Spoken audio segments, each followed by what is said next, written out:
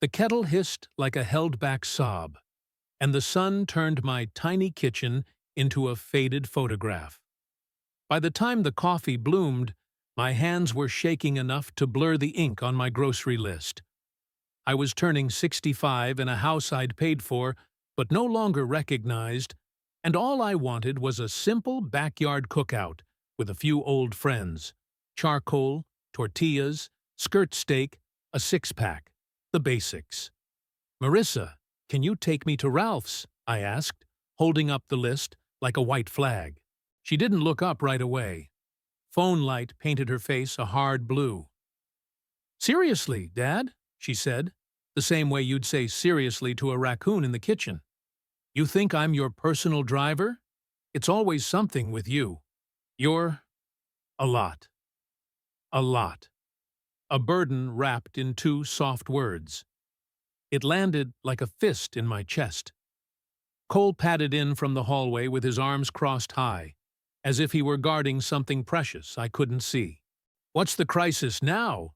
he asked, yawning at my birthday like it was an inconvenience on his calendar. "Your father-in-law wants a chauffeur," Marissa said. "We have lives, you know. We can't babysit." Cole gave me that grin I used to mistake for charm. "Tony, you gotta be able to handle these errands. We're not here to carry you." I folded the list in half, and then in half again, until it was a hard little square. Beef, beer, tortillas, charcoal. I used to never ask for much. The asking always felt like theft. "Our house, our rules," Marissa said. "You live here. You use the utilities. You eat the food. This isn't a party venue just because it's your birthday." I could have said, I bought this house, that the down payment was my retirement turned into drywall and paint, that I'd rescued them from a lease they couldn't afford and plumbers they couldn't pay. But then it would be a tally, and tallies cheapen the love you spent like water. "Okay," I said, sliding on my jacket. "I'll figure it out." "Don't do the victim thing," she snapped. "We know how this goes." I set the card my neighbor had slipped under the door that morning, "Happy birthday, Tony," on the hall table, and left it unopened. The hallway smelled like bleach and dust, and something else I couldn't name. Outside in Boyle Heights, the early light had that California bend to it. Bright, but tired. I called a taxi from the curb. A driver with a salt and pepper mustache pulled up and opened the door like it was a small ceremony. "Where to, Jefe?" he asked. "Ralph's on Soto," I said. "Or Food for Less, whichever you like." We drifted under the freeway's gray ribs, stalls setting up along Cesar Chavez Avenue, the city shedding its sleep like a jacket. I remembered every check I'd written, the wedding they couldn't afford, the investment in Cole's vape store that turned into a black hole, the kitchen upgrade Marissa wanted for her cooking videos, and felt the old familiar ache of being useful until I wasn't. At the store, I bought the good skirt steak because life's too short for tough meat. I grabbed corn on the cob to char, found mesquite charcoal, chunky and honest, salsa from a jar because the good kind takes time and hands I didn't have any more. The butcher, a woman with a smile that felt like a porch light, double-bagged my groceries and said, "Making magic today, sir?" "Trying," I said. Back home, the rooms were quiet. A TV murmured behind a door. No one came out. I set the meat in the fridge, the charcoal by the back door, and the plates, white china with a tiny blue ring my late wife Elena and I had opened with trembling hands the day we got married, on the table. The grill looked like a promise I could still keep. I'd sanded the rust off a week ago and told myself it was for today. The doorbell chimed. Eddie and Rosa came first, carrying a bottle of red wine and that look people bring to a hospital room when they're not sure what to say.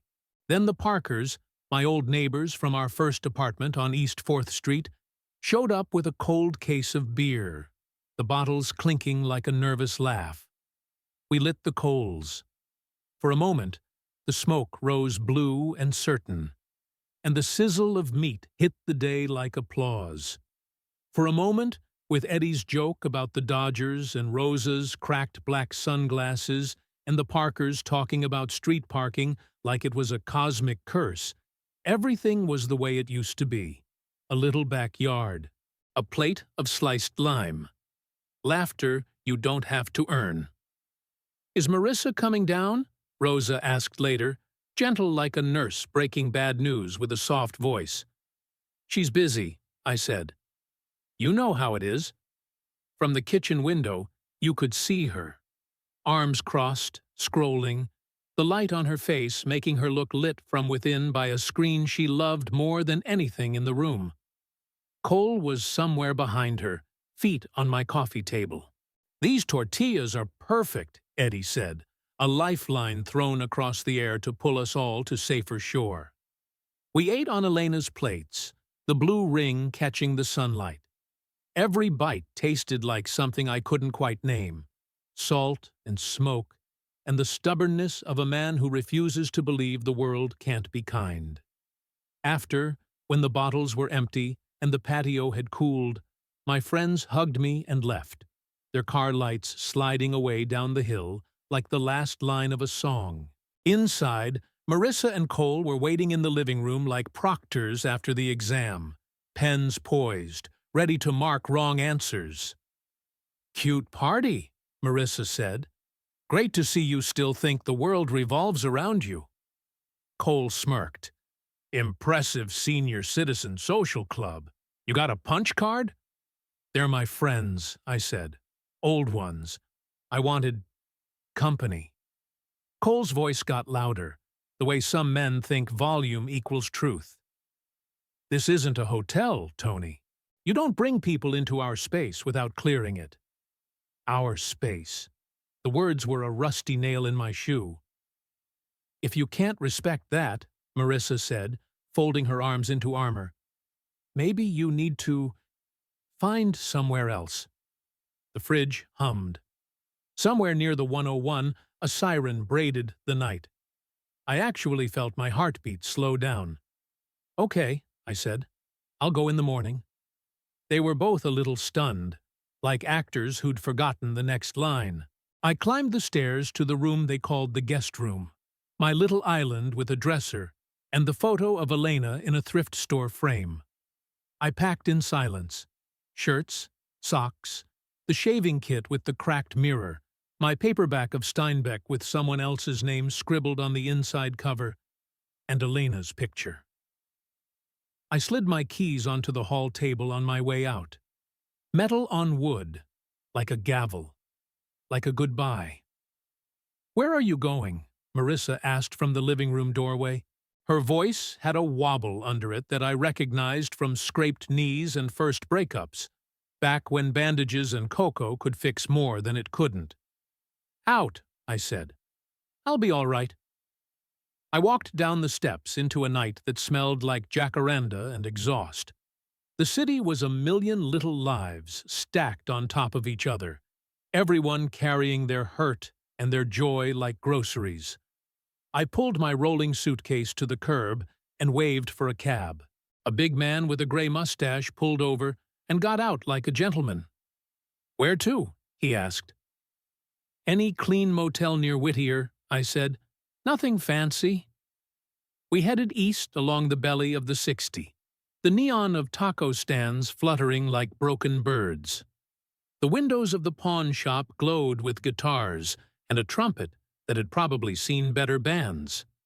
It felt like crossing a border without leaving the county. At a beige motel with a flickering sign that just said ELBE, because the rest of the letters were dead, I paid cash. The clerk slid me a metal key with a plastic tag, the number 12 printed in a font that had become retro by accident. The room smelled like citrus cleaner and old secrets. I put Elena's picture on the nightstand, sat on the edge of the bed in my clothes, and listened to the radiator tick itself to sleep. "Looks like it's just you and me again," I whispered to her. "I'm sorry it took me this long." I slept like the dead, because sometimes relief wears the same mask. In the morning, I showered, wore my best shirt, the one with the faint little window pane lines, and went out into a freeway white sky.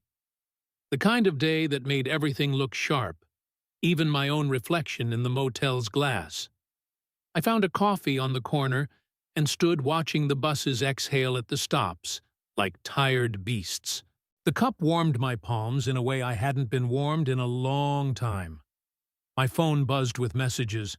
I ignored them and put the cup to my lips. Somewhere in the distance, the city was already moving, the freeways braiding and unbraiding, people late and early, the whole enormous machine grinding forward without asking permission. I threw away the empty cup and turned north. Without planning it, I started walking toward the bank. At the door, I caught my reflection again. 65, crow's feet etched like roads on a map, hands that had built fences and flipped tortillas and written checks, hands that were still steady enough to sign. "Good morning, sir," the teller said. "How can I help?" "I'm here," I said, "to make sure I stop being a burden." And the day answered back with a soft, invisible click. Before I go on, if this story feels like yours, say hi in the comments and tell me where you're listening from. If it's moving you, like the video and subscribe. I'm just a voice, but maybe together we can be a chorus. The bank's air conditioning hit me like a January wind in a city that barely remembers winter. I took a seat with a personal banker named Lorraine, whose silver braid said she'd seen plenty. She asked for ID, typed my name, Antonio Tony Serrano, into a system I'd fed for years, and smiled like a nurse about to remove a splinter. "How can we take care of you today, Mr. Serrano?" "I need to cut off the hands that have been in my pockets," I said, and then softened it. "I want to cancel all authorized users on my cards, effective immediately.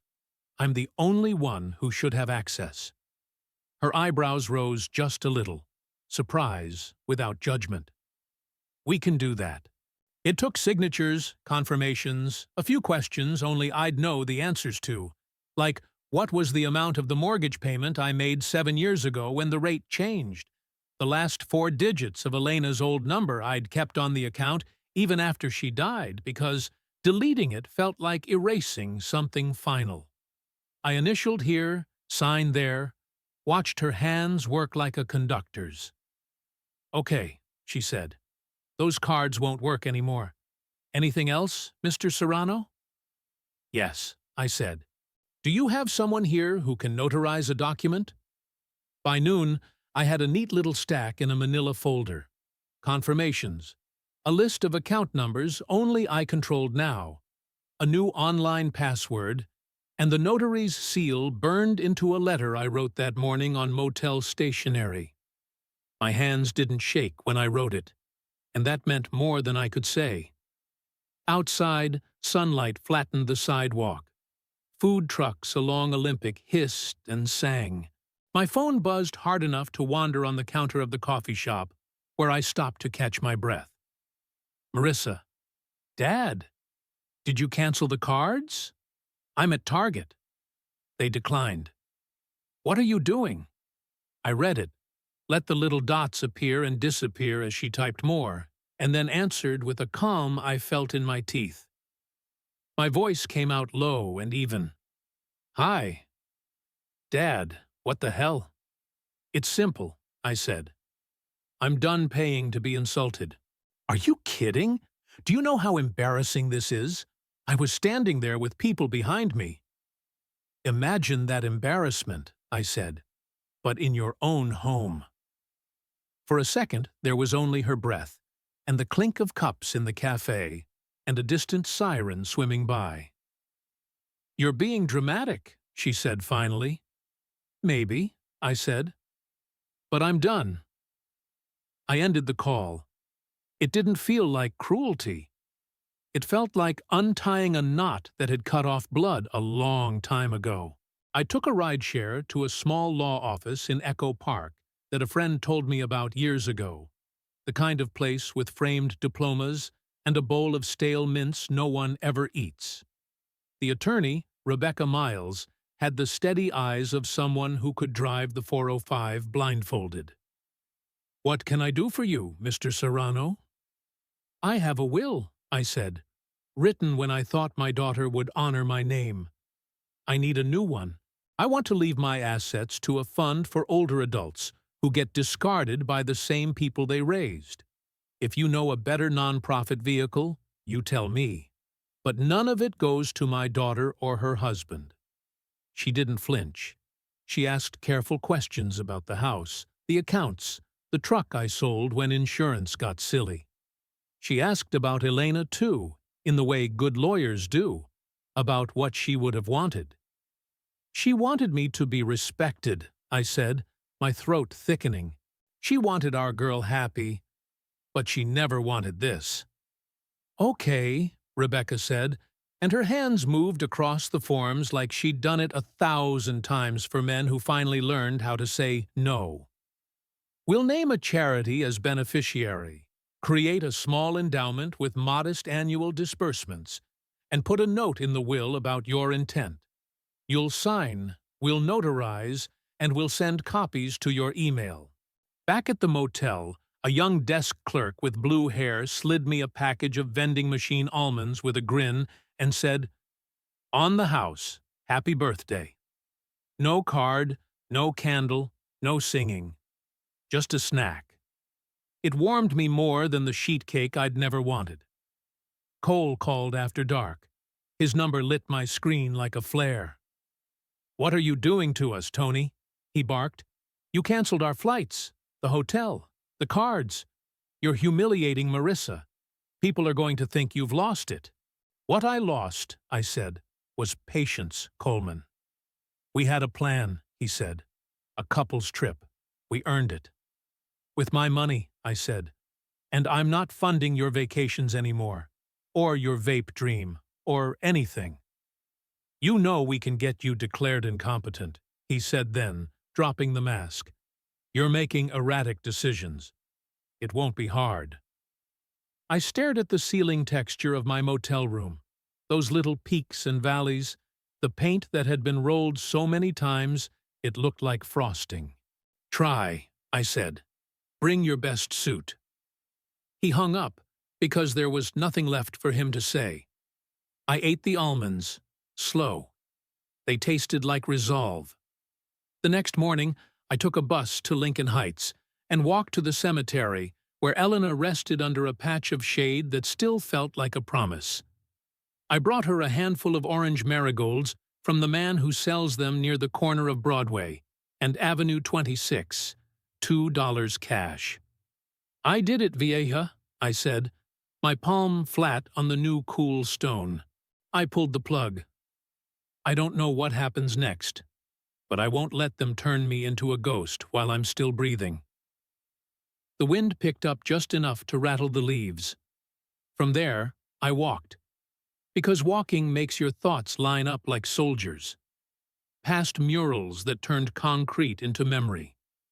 Past a kid on a BMX bike, popping the front wheel like joy. Past a woman balancing a cake box on her open palm like a dancer. At a thrift store, I bought a second-hand saucepan and a blue mug with a chip that looked like Idaho. I bought a book of poetry, too, used, the spine broken in the middle. I wanted something to feed me that wasn't food. I found a rental listing pinned to a corkboard at a laundromat. Studio, Highland Park, 3rd floor, small balcony, no pets, $150 month. It had a phone number and a name. Rafa. I dialed from the sidewalk, the dryer hum making the whole place sound like a held breath. "Yeah?" a man answered. "My name's Tony. I'd like to see the studio." "Can you be here at 5? "I'll be there at 4:50. I picked up a burrito for lunch and took slow bites on a bench along Figueroa, watching traffic slide past like lazy water. The burrito was too big for me. I wrapped the other half for later. It felt good to save something for myself. At 4:47, I was on the third floor of a building that had seen better paint jobs. Rafa was a broad man with kind eyes and a Dodgers cap. "It's not fancy," he said, unlocking the door. The studio was a rectangle with a window that faced west. Late sun filled it like honey. There was a tiny kitchen with a 2-burner stove that made me laugh, and a closet with a chest-high shelf that hadn't been dusted in years. But standing there, I felt something like quiet click under my ribs. "I'll take it," I said. "You want to see the bathroom?" "I'll still take it."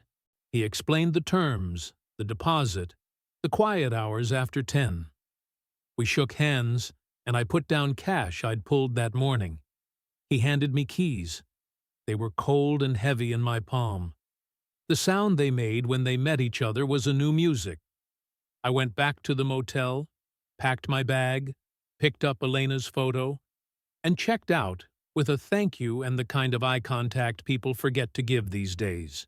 By sunset, I was standing in a bare room with the windows open to the sound of a trumpet somewhere and the smell of tortillas from a restaurant downstairs. I set the saucepan and the blue mug on the counter like trophies. I set Elena on the windowsill so she could watch.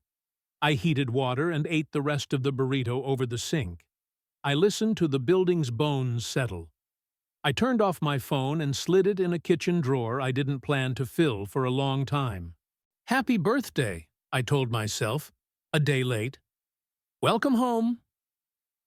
Day 2 in the studio, I bought a broom and swept for longer than a room that small should take. The dust was more memory than dirt. The last tenant's shoes, a forgotten plant that left a ring on the sill, a life erased down the bristles. When I finished, I brewed coffee in the blue mug and took it out to the balcony that wasn't really a balcony, more like a ledge with a railing, just enough room to lean into the air and feel taller. Highland Park in the morning moves like a patient river.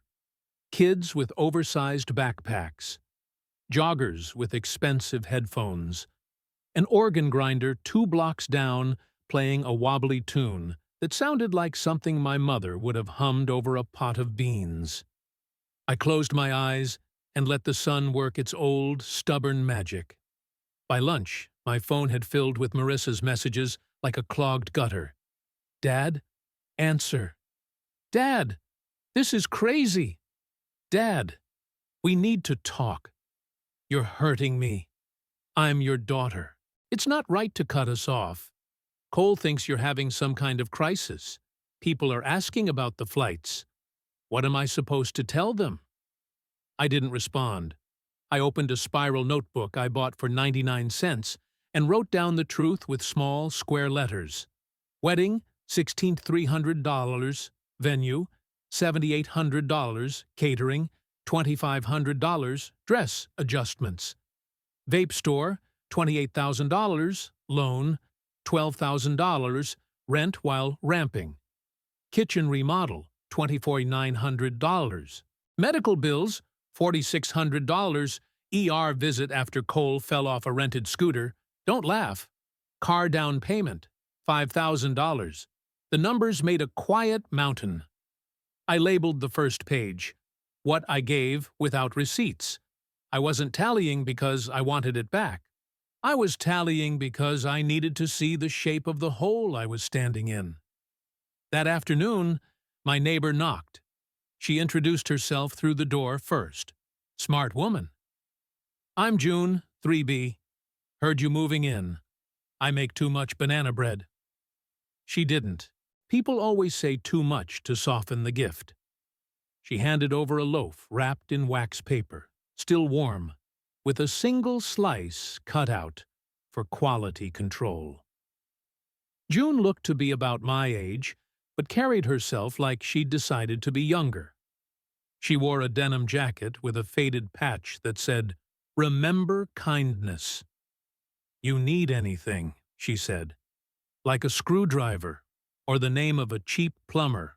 Or a police report number to tell parking enforcement when they're being dorks. I got you. You have a police report number for parking enforcement? I have 3, she said. Welcome to the building. I ate banana bread at the counter and felt less like a man on a raft. At 4, my old friend Eddie called. Rosa says you moved. You decent? Mostly, I said. I have a saucepan and a mug. That counts. I'm picking you up, he said. We're taking you to dinner in Lincoln Heights. Rosa says you look like you forgot how to chew when you're sad. We sat in a booth at a family place with booths too big for 2 and chips that tasted like they'd been fried by memory instead of oil. We ordered a plate big enough to share so no one had to make decisions. Tell me everything, Rosa said, her eyes the color of forgiveness. I did. The party. The keys on the table. The motel and the almond. The bank and the will. Cole's threats. The studio. The list. You're stronger than you think, Eddie said. But you always were. You just forgot. Marissa called while my plate still steamed. I let it go to voicemail this time, and then I listened, because ignoring her voice felt like amputating a limb without anesthesia. Dad, she said, her voice thick with tears. I'm sorry about how I talked to you. I'm stressed. We're stressed. I shouldn't have said you were a lot. Money is tight. We're not bad people. Please don't do this. People at work are asking why I canceled the trip. I don't know what to tell them. I saved the message. I didn't respond. Love doesn't always mean mending everything the second it breaks. I spent the next day gathering the pieces of a paper life. I found the shoebox of receipts and statements I'd shoved into the back of my old closet. I visited the county recorder to request copies of the deed on the house, something that had my name on it in black and white, so when my memory faltered, the paper would tell me the truth. The clerk had a bright red manicure and a no-nonsense rhythm. You still on title, she said, tapping the page. As tenant in common. They can't do anything without you. I carried that paper like a shield. I called a retired accountant I used to go to church with. Mr. Jimenez lived in Pico Union now, his apartment filled with plants and a clock that chimed on the hour. He wore house shoes and a tie for me. I put the shoebox and the notebook on his table. He put on glasses that magnified his eyes in a way that made him look perpetually curious. We'll make you a ledger, he said. We'll make it simple so even the judge they bring in when they try to call you crazy can understand. We'll scan it all, and you'll keep everything in a folder that looks like a small promise. We worked for hours. He taught me to stack things not by shame, but by date. We made copies and backups, and then backups of backups. When we finished, he put his hand on the folder like he was blessing it. You did good, he said. Most men just complain. You did the work. On the bus back, the sun had that heavy, late-day bend. I watched a boy fall asleep on his mother's shoulder and thought, you give them everything you can, and then life lends them the rest. A coach, a teacher, a kind neighbor who cuts banana bread. My phone pinged. Cole again. Voice message this time, 3 dots blinking like a heartbeat. And then the little triangle daring me to press play. I did. Tony, he said, be reasonable. You don't know how these legal things go. We can file for conservatorship. We can make sure you're safe, so you don't make rash decisions. You mean so I don't make decisions you don't like, I thought. It was midnight by the time I sat down at my little table and opened the notebook again. I wrote a new title on a fresh page, Lines I Won't Cross Again. Under it, I wrote 1. I will not fund disrespect. 2. I will not apologize for boundaries. 3. I will not let anyone tell me who I am louder than I can tell myself. I put the pen down and said it aloud, because sometimes your own voice is the only witness you get. Cole arrived uninvited on a Thursday, the elevator ding announcing him like a cheap trumpet. He knocked hard enough to shake the peephole. I opened because fear has a smell, and I wasn't going to wear it. "Let me in," he said. It wasn't a question. He walked straight past me, eyes slicing the space like a Yelp review. "So this is where you ran to?" "This is where I chose," I said. He put a stack of papers on the table like he was dealing cards. Power of attorney, healthcare proxy, durable, financial, sign them. I'll make sure everything's taken care of. You won't have to worry about a thing. "Except my dignity," I said. "You aren't thinking straight, Tony. You canceled life-saving utilities. Ours. You're erratic. It's not your fault. Age is a thief." From the hallway, June's voice floated through my open door. "You okay, neighbor?" Cole stiffened. "We're fine," he called out, authority dripping off him like bad cologne. "We?" June stepped into view, hands in the pockets of her jacket. I heard shouting. "Tony?" "I'm okay," I said. "You should go," June told Cole. "This building's for tenants, not bullies." "Who are you?" he asked, resentment curling his lip. "I'm 3B, June said without blinking. "And I have the LAPD non-emergency number memorized." Cole gathered his papers, furious in little movements. "This isn't over," he said. "We'll do it in court." "Perfect," I said. "I've been organizing my life on paper. I'd love a neutral room with windows and rules." He left. June stayed until the hallways lost the echo of his shoes. "You can call me," she said. "Any hour. I sleep like a cat, light and ready to get loud." "I don't know how to ask for help without feeling like I'm taking something I can't repay," I told her. "That's because you did all the giving before," she said. "Let other people try it for a while." I slept with the folder on the nightstand, Elena's photo watching over it with that half-smile that had gotten me through every layoff and flat tire. When the sun pushed into the room like a nosy ant, I took the folder to Rebecca's office. "He brought papers," I said, laying them out. She scanned them, flipped, scanned, and then shrugged. "Aggressive. Not uncommon. We'll do the opposite. A statement of intent, a doctor's letter affirming you're thinking clearly, and a revocation of any prior powers you might have casually signed. You up for a quick cognitive screening? Just so we have it." "I'm ready," I said, wearing my stubborn like a tie. Afterward, I drove with Eddie to the Los Angeles County Registrar Recorder in Norwalk to pull certified copies of every document that had my name. A boring road trip that felt like building a fortress, brick by brick. The clerk stamped the papers, and each thump felt like hammer on nail in a house that would finally hold. We stopped by Elena's grave on the way back. Eddie waited in the car and turned up oldies. I walked the grass with the flowers I bought from the same man who was beginning to recognize me. "They might take me to court," I told Elena, "but I'll walk in standing up." A teenage girl a few plots over cried into her mother's shoulder. Grief comes in sizes. Mine had gotten smaller but denser, like those little weights they slip into the hems of curtains.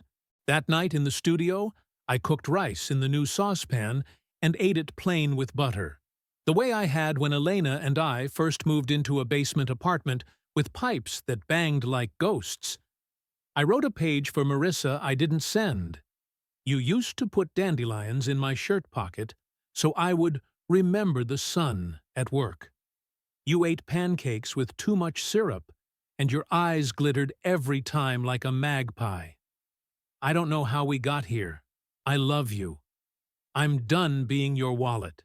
I fell asleep in the glow of the city, light bouncing off light until the dark turned soft. My last thought was a simple one. I'm still here. Father's Day crept up like a bill you forgot was on autopay. The radio hosts shouted about brunch deals and limited-time grill bundles. I made pancakes for one in the echo of my studio and added blueberries I'd bought on sale. The first pancake was the shape of Florida, which felt like a joke the pan was playing on me. My phone stayed dark until 10. Then a voice memo came from Marissa. "Happy Father's Day," she said. "I know you're mad. I know you think we don't respect you. I don't know how to talk about money without feeling judged. I wish Mom was here."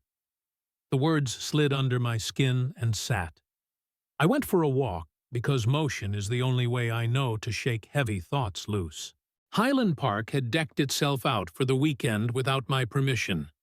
Kids with chalk on the sidewalk, a band tuning up in the square, a line outside Mr. Holmes for pastries that were too pretty to eat. I sat on a bench and watched a father teach a boy to ride a bike using the guiding hand-in-the-small of the back miracle every dad knows. You hold until the kid thinks you're still there, and then you let go. I bought flowers for Elena and took them to her. "It's Father's Day," I said, smiling at my own ridiculousness, talking to the dead. "I think I was a good one. I think I tried like hell." Marissa texted, "Can we meet? Neutral place?" I chose a coffee shop with bright windows and sad art on the walls, neutral enough to keep voices low. She arrived in sunglasses and a blouse too tight for comfort, the kind of thing you wear when you want armor but can only afford fashion. She hugged me quickly, like a handshake that got confused. "I'm sorry," she said. "I was cruel. I was overwhelmed. Cole lost a client. We were behind, and then you canceled." "I canceled because you canceled me," I said. I said it soft because I wanted the words to land without breaking her. She cried. Real tears. The kind you wipe with your wrist when you don't have a napkin. Something old inside me wanted to fix it, to order her a pastry and say it's all okay. But I let the space hold. "Cole thinks we should—" she started, and I held up a hand. "Don't tell me what Cole thinks. Tell me what you think." She blinked. "I think you're still my dad," she said. "I think I hate that money turned us into people I don't recognize. I think—" she swallowed. "I think I need Cole to be the man he says he is, and sometimes he isn't." "I think you're capable," I said. "I think I made it too easy for you to be something smaller." We sat quiet while a barista dropped a tray, and everyone clapped to cut the embarrassment down to size. We live in a city where strangers soften the edges for each other without asking names. "I'm not putting you in my will," I said. "I need you to know that, not as punishment, as a choice to make something good out of what broke. There's a fund now, for people like me, like my friends who sleep in cars because their kids said there's no room." "I don't want your money," she said. She meant the sentence. But later, when she would, this conversation would keep me from feeling like a traitor. We parted with a weird, lopsided hug. She smelled like the perfume Elena used to buy when there was a little extra. I watched her walk away, shoulders squared against a world that hadn't decided to be gentle yet. The petition arrived by email that night. A PDF with a subject line that could turn bone to ice. Petition for appointment of conservator of person and estate. Filed by Marissa Cole. Attorney of record. Someone with a last name that sounded like a door slamming. I forwarded it to Rebecca. "We knew it was coming," she replied. "We'll answer. We'll attach your cognitive screening, your deed copy, your ledger, your witnesses. Breathe." I breathed. June knocked with leftover chicken salad because apparently I had a face that told neighbors when I needed protein. I ate it at the counter while she told me the story of her first car, a Honda Civic older than some of her teenage boyfriends had been, and I laughed for the first time that day. I scanned and printed and signed and dated until the paper warmed under my hands. I made a witness list. Eddie and Rosa. June. the county clerk who'd stamped my deed, my doctor who'd told me I was fit enough to take up running if I wanted to. I didn't. The bank manager with the braid, the attorney who'd handled Elena's estate and would testify that I'd always handled my documents with care. Then I sat down at the kitchen table and wrote a statement in my own words, not because a court required it, but because I did. I called it, How I Stayed Myself. Rebecca believed in rituals. "We don't walk into court with a story we haven't rehearsed," she said, sliding me a stress ball shaped like the scales of justice. "Tell me what happened on your birthday.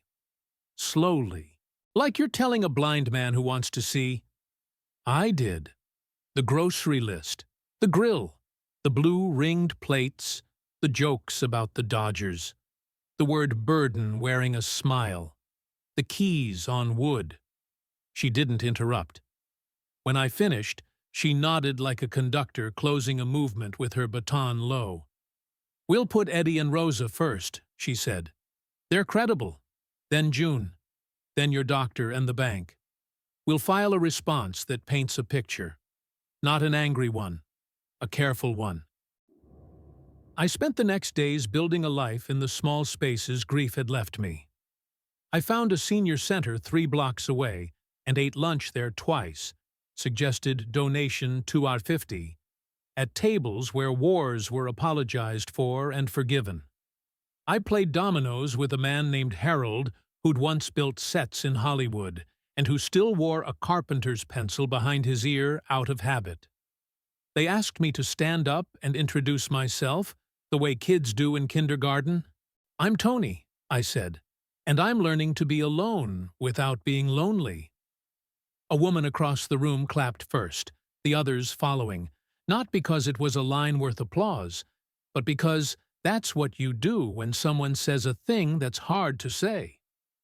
I volunteered on Saturday, scooping mashed potatoes onto plates with the rhythm of a man who knows factory lines. "You're good at this," the coordinator said. "You worked kitchens?" "Just a grill," I said, smiling at Elena in my mind, her saying a little more salt like it was a prayer. Cole texted only once that week. "You're making a mistake. People will think we abandoned you." I typed and deleted 100 replies and landed on "Actions Speak." It made no sound and made the most noise. Marissa, for her part, went quiet. I missed her, even when she was cruel. That's the thing they don't tell you about parenthood. Your heart doesn't do refunds. At Rebecca's, we prepped exhibits, page numbers like soldiers in formation down the right edge. "Conservatorship is for people who can't feed themselves," she said. "Not for people who say no." She had me practice breathing. In through your nose, out through your mouth. Picture a place where your lungs learn to be brave. I pictured Dodger Stadium on a June night. The crack of a bat. The way the crowd inhales together when a fly ball looks like it might go. I pictured Elena at our kitchen table, rolling tortillas with her palm, like making circles could fix anything.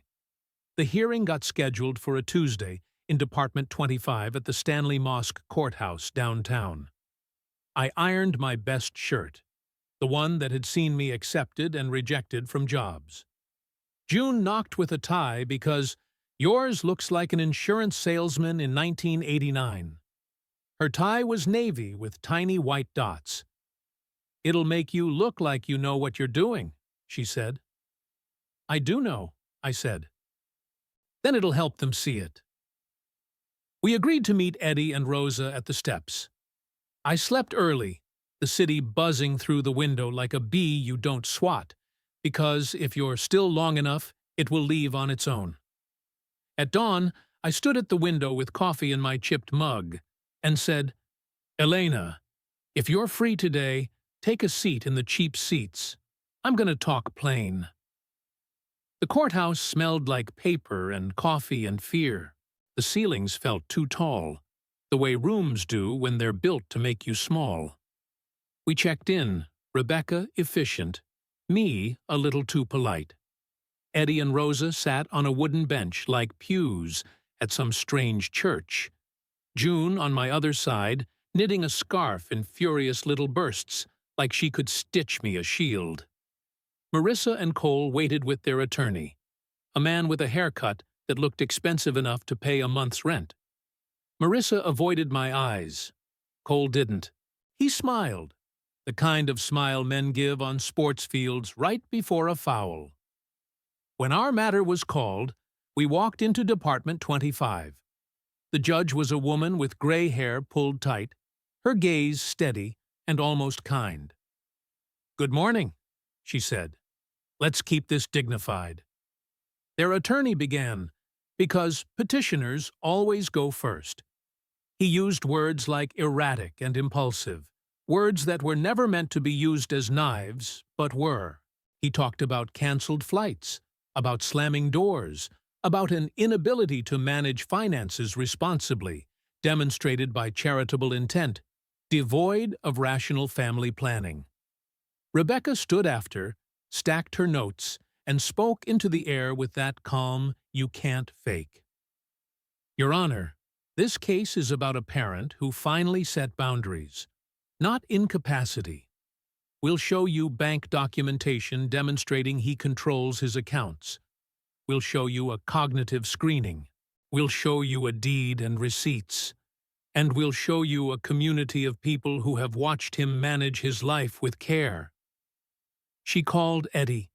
He walked with his shoulders back like he'd decided to grow taller after 60. He told the story of my birthday, the grill smoke, the old plates, the good steak, the way laughter can still be a kind of prayer.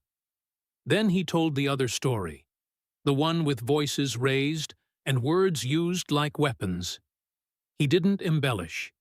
He didn't dramatize. He told it like you tell the doctor where it hurts. Rosa followed, filling in the gaps. "He's the man who fixes your faucet and doesn't charge. He's the man who gives you his last 20 when your lights are about to go. That's not incompetence. That's generosity." June went next. She didn't take off her denim jacket. "I'm 3B. I knit when I'm angry," she said, holding up the growing scarf to general courtroom smiles. "Mr. Serrano is lucid, polite. He cooks rice the correct way. His son-in-law brought papers and pressure. I told him to leave." The judge asked me to speak. I turned to face her and not my daughter, because if I met Marissa's eyes, I might turn the whole thing into apology. "I was born in a city that tells you to be hard," I said, "but my wife taught me to be kind. We raised a girl who could smile with her whole face.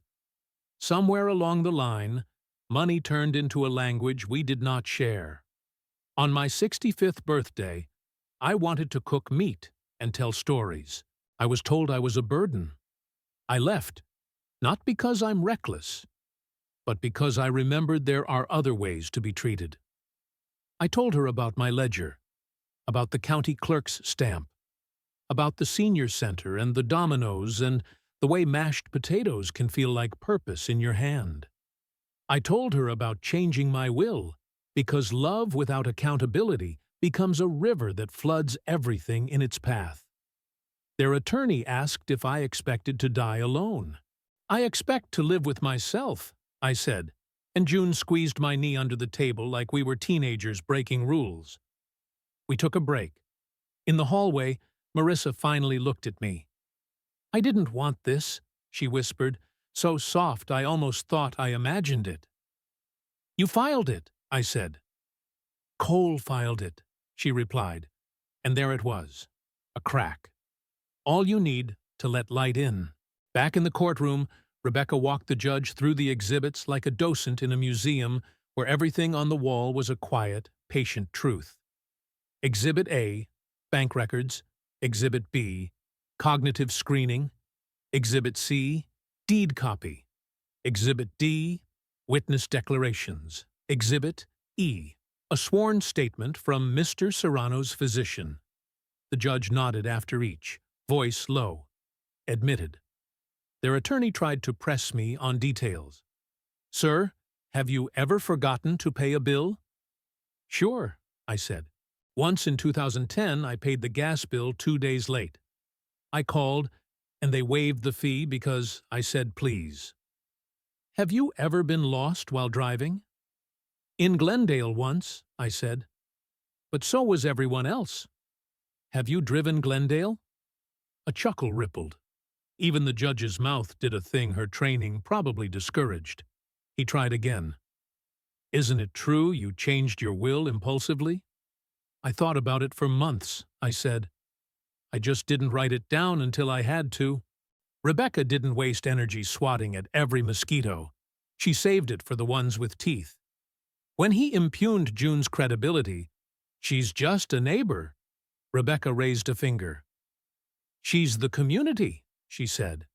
And this court knows community has eyes like no one else. Marissa was called. Her hands shook when she took her oath. She told the story her attorney had asked her to tell. The canceled cards, the embarrassment at stores, the pressure at work. Then she told another one by accident, voice wobbling like a tightrope in wind. My mom died and I thought my dad would fall apart. But he didn't. He cooked, he paid bills, he planted basil that didn't live, but he tried again. I was mean on his birthday. I used a word I shouldn't have. She looked down. I don't know how to be someone's daughter and their debtor at the same time. For a second, I wanted to run to her, to put my hand on the crown of her head the way I had at 5, 6, 7. I wanted to say, I know, Mija. But I didn't move. Being a father isn't always a sprint. Sometimes it's holding your place, Cole testified. He was slick where Marissa was raw. He made it sound like he stood between me and chaos. He used phrases like best interests and elder abuse, trying to turn the world inside out. Rebecca's cross was quiet and surgical. You own the business? She asked. Yes. It's profitable. We're in growth. Do you draw a salary? Sometimes. Did Mr. Serrano fund your initial inventory? He helped. How much? He hesitated. Men like him hate a number. 28,000, he said. The number hung in the air like a stained shirt you can't pretend is clean. Thank you, Rebecca said, the thank you functioning as the period on the sentence. At the end, the judge looked down at us over the top of her glasses. I don't find incapacity, she said. I find a family in pain. I find an older adult who asserted his rights. Petition denied. The gavel's soft tap was more mercy than thunder. My body went light and then heavy, the way it does when the wave sets you back on land after you thought it had you. Outside, the sun made a stained glass window of the courthouse doors. Eddie hugged me, thick arms that always felt like home. Rosa cried and said, You did it, viejo. June handed me the scarf she'd finished at some point during the cross. It's yours, she said. It already knows how to keep a neck warm during cold things. Marissa came up, sunglasses hiding her, voice small. I'm sorry, she said, the words like pennies, not worth much, but still made of metal. I didn't know what Cole filed had in it. I mean, I signed, but I didn't read. Not all of it. I was scared. You're an adult, I said. Scared adults still read what they sign. I know, she said. I'm learning. I nodded. Me too. Victories don't fix leaky roofs. They buy you the time to get a ladder. I celebrated by making caldo. The steam fogged my kitchen window, and for the first time in months, the fog didn't feel like a metaphor. I took a bowl to June because that's how our building worked now. You shared the thing you made when it was hot. You let someone else handle the dishes. Then I went to see Rebecca with a new idea. I want to sell my share of the house, I said, or force a partition. She looked over her glasses. You sure? I'm sure I don't sleep well knowing those walls think they're home to people who think I'm luggage. We can negotiate a buyout, she said. Or we'll file for partition by sale. Either way, you're done being stuck. I left her office taller. My phone buzzed with an unfamiliar number. A woman from a nonprofit that supports older adults. Rebecca had sent her my will as a courtesy. We'd love to create a fund in your wife's name, she said. Small grants to help pay for deposits, storage, or hotel nights when family situations become unsafe. Elena Serrano Fund, I said, tasting it. She'd like that. I met with their director in a room that smelled like old coffee and newer hope. We designed the shape of a gift that would outlast my stubbornness. Even 5,000 changes a dozen lives, she said, showing me the math. Sometimes it's 1 month's rent and a locksmith. Sometimes it's a storage unit so someone's memories don't get tossed. I wrote a check smaller than my heart wanted and larger than my wallet liked. It felt perfect. I got a call from Mr. Jimenez, the retired accountant. I heard, he said. I made you an extra copy of everything. Put it in a safe deposit box. You can't imagine how many men forget where they put their proof once they breathe again. Seek, I bought a little safe and tucked it under the bed.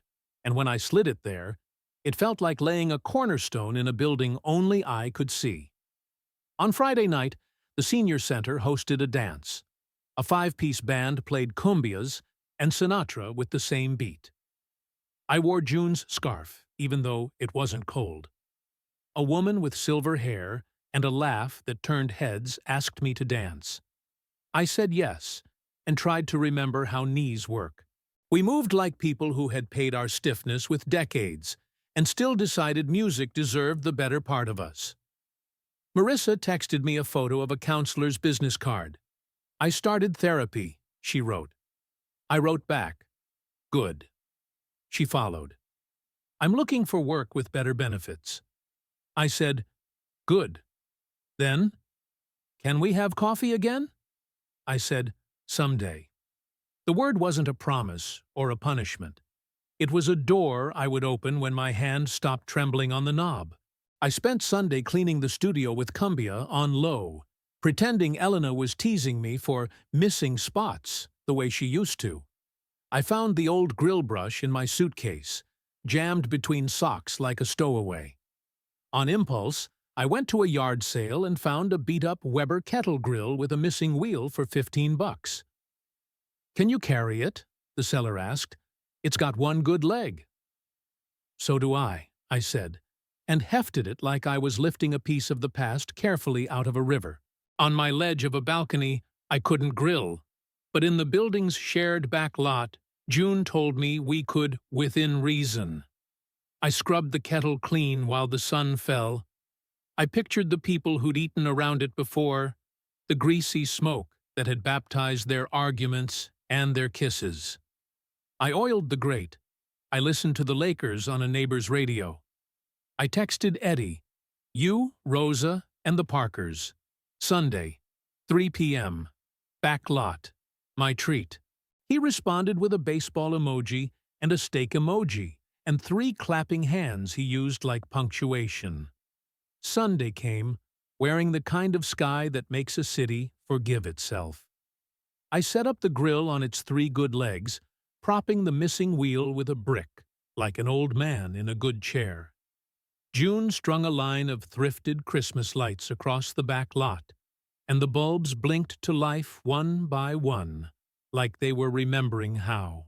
Eddie and Rosa arrived with tortillas wrapped in a dish towel and a tub of salsa that stained the spoon red.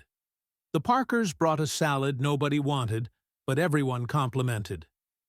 Harold from the senior center wandered in with a 6-pack, and the story of a movie he'd built a fake tree for in 1983. We ate standing up because there weren't enough chairs, and that made the food taste like something you'd stolen from fate. The skirt steak hissed like applause. A radio in someone's window played an old love song Elena used to sing slightly off-key. "You'd love this," I told her inside my head, "but you'd tell me to turn the meat sooner." Marissa walked in right when the second batch hit the grate. She'd texted an hour earlier, "I'm outside. Do you want me to come back another day?" I'd stared at the message until the letters blurred, then typed, "You can come up for one plate." She wore jeans and an apology I wasn't ready to take. June handed her a plate without judgment, because that's a thing older women know how to do. Feed while letting silence be a teaching tool. Marissa stood next to me, not touching, the way people do at hospital beds when they don't know where to put their hands. "Smells like my childhood," she said. "It does," I said. We ate. She cried a little and pretended it was the salsa. I didn't pretend. After a while, she said, "I got a job offer." She showed me a text from a clinic in Pico Union. Benefits, decent pay, a commute that would make her curse.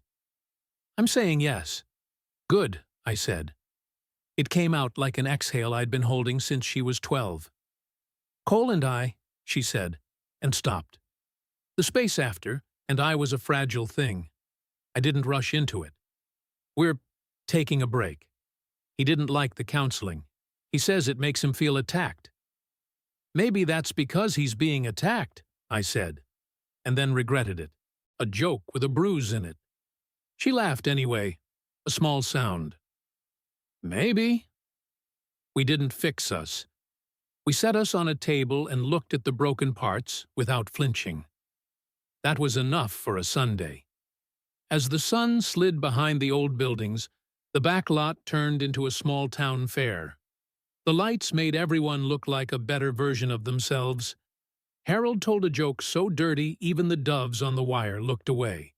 June played DJ on a Bluetooth speaker like a woman who owned more joy than she'd ever let on. I made a small speech I hadn't planned, the way you do when you're full and the good kind of tired. "I thought 65 would be an ending," I said. It turned out to be a cut. Clean and a little bloody. But it let me grow past what was strangling me. "Thank you for holding me up while I learned to stand." They clapped, because that's how friends tell you to shut up and pass the salsa. Later, when the plates were empty and the light ran out of battery, I walked to the front of the building with Marissa. The street smelled like warm asphalt and sliced limes. A bus wheezed to a stop and took on someone's grandmother and a kid with a skateboard. "I'm proud of you," she said suddenly. "For what?" I asked, honest. "For doing the hard thing," she said. "For saying no. I hate it. I love it. Both." "I'm proud of you for stepping into your life," I said. "I know it hurts." We stood quiet, like people who understand the price of words. Then she hugged me, not quick, not careful. A real, all-the-way-in hug. "I can't promise never to disappoint you," she said into my shoulder. "I can't promise to be easy," I said into her hair. "Then let's promise to keep talking." "Okay," I said, "but not about money when we're hungry." She laughed. We said goodnight. She walked down the sidewalk under streetlights that made halos out of dust. I watched until she turned the corner. Back upstairs, I washed dishes in hot water and used the last clean towel. I put the grill away and wiped the table with the slow, deliberate care of a man who knows what tidying can do for a heart. On the counter lay the folder, a little battered now, edges soft from hands. I put it in the safe, spun the dial, and listened for the click. In my pocket, my phone buzzed. A message from the nonprofit. The Elena Serrano Fund paid a security deposit today. A woman moved from her car to a studio with a door that locks. Thank you. I sat on the edge of my bed and cried the kind of cry that doesn't leave you empty, only light. Outside, a siren wailed and then stopped, like even the city needed a breath. Before sleep took me, I walked to the window. The night was thick with 1,000 small lives folding into themselves. "Elena," I said to the dark, "you should see me. I'm not a burden. I'm a man who feeds people. I'm a man who learned to keep the best parts." The city answered with a distant cheer from a bar I couldn't see. It sounded like a benediction.